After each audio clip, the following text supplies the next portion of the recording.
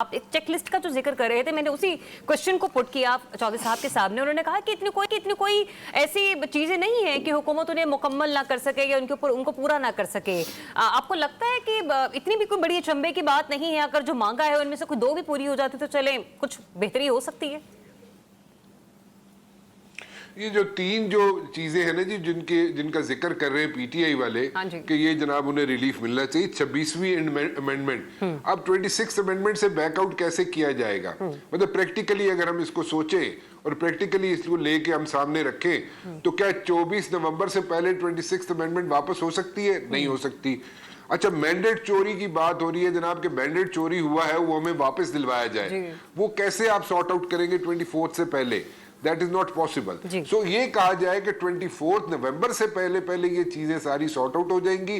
जो कह रहे हैं वो पीटीआई वाले या जिस चीज का ख्वाहिश का इजहार कर रहे हैं, दैट इज नॉट हैपनिंग। हाँ, ये जरूर हो सकता है कि they can sit across the table, engage किया जा सकता है दोनों एंड से, यानी कि हुकूमत को भी और पीटीआई वालों को भी, वो इंगेज होके बैठ सकते हैं। उससे थोड़ा सा जो टेंशन है, ये टेंशन माउंट होने जा रही है आज रात से या कल से, वो मेलो हो सकती है, खत्म नहीं हो सकती। हाँ, अब ये है कि प्रेशर जो है सिर्फ हुकूमत पे माउंट इधर से नहीं हो रहा। हुकूमत पे प्रेशर जो माउंट हो रहा है वो बिलावल भुट्टो जरदारी से भी हो रहा है। अच्छा। हुकूमत से जो प्रेशर माउंट होना शुरू होगा, बिल्कुल होगा, और उससे आइंदा आने वाले दिनों में जब बिलावल भुट्टो जरदारी के बाद अगर जो प्रेशर माउंट होना शुरू होगा वो एमक्यूएम से भी होगा। चले मैं चाहती हूं कि जो नक्शा आपने खींचा है ना, और राना मुबशिर साहब, अलीमीन गंडापुर साहब ने कहा कि पेक्स कमेटी का जो इजलास होना है वहां पर बानी पीटीआई और एहतजाज से मुतालिक एस्टेब्लिशमेंट से बात करेंगे।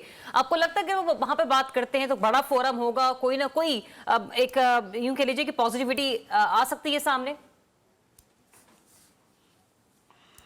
देखिए, इस वक्त जो है ना सिचुएशन जो है अगर देखी जाए तो वो सारे जो है ना कार्ड जो है वो उनकी फेवर में जा रहे हैं पीटीआई की। अच्छा। और वो उसमें तो पीटीआई का इतना ज्यादा कमाल नहीं है, to be very honest. Gandapur साहब जो करें या उसके अलावा जो किया जाए उसमें कोई उनका अपना इतना कमाल नहीं है, जितनी हुकूमत जो है वो इतने जिटरी हुई है।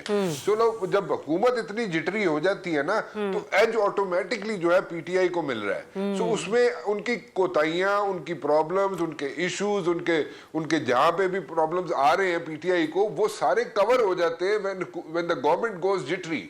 और वो जब जिटरी होते हैं तो उससे जनाब फायदा पहुंच रहा है उनको। अब ये रह गया मसला कि जनाब वो क्या करते हैं, गंडापुर साहब क्या नहीं करते। गंडापुर साहब देखें, he is wearing A cap जिसके अंदर 2 फेदर्स हैं। वो चीफ मिनिस्टर भी है, वो उन्होंने पार्टी भी चलानी है, और पार्टी भी जिस तरीके से वो चला रहे हैं वो भी उन्होंने असर्ट करना है अपने आप को, वहां पे वेट अपना थ्रो करना है, and at the very same time उन्होंने चीफ मिनिस्टर भी बनना है। वो दोनों चीजों में जस्टिफाई करने की कोशिश कर रहे हैं। He is trying his best, Gandapur is trying his best कि किसी ना किसी तरीके से ये दोनों जो ऑफिसेज हैं उनको संभाल के रखे, दोनों रोल्स जो उसको मिले हुए दोनों को लेके वो चल सके, and that is what is doing. और टू टेल यू ऑनेस्टली, अगर देखा जाए कि अगर किसी का लीडर जो है अगर वो बैठा हुआ है, यानी कि इमरान खान अगर जेल में बैठा हुआ है और उसकी जितने भी एकामात है वो मनोमन अगर तस्लीम इमरान खान के नहीं मुझे ये भी बताइएगा कि माजी की एक अच्छा रोल प्ले कर रहा है। माजी की निस्बत राना मुबशिर साहब, पीटीआई का ये वाला एहतजाज कितना मुख्तलिफ कोई आपको नजर आ रहा है? आप कितने असेसमेंट किया है? सॉरी, आपकी अपने असेसमेंट क्या है पीटीआई के इस एहतजाज को लेकर? माजी की निस्बत कितना मुख्तलिफ होगा ये एहतजाज?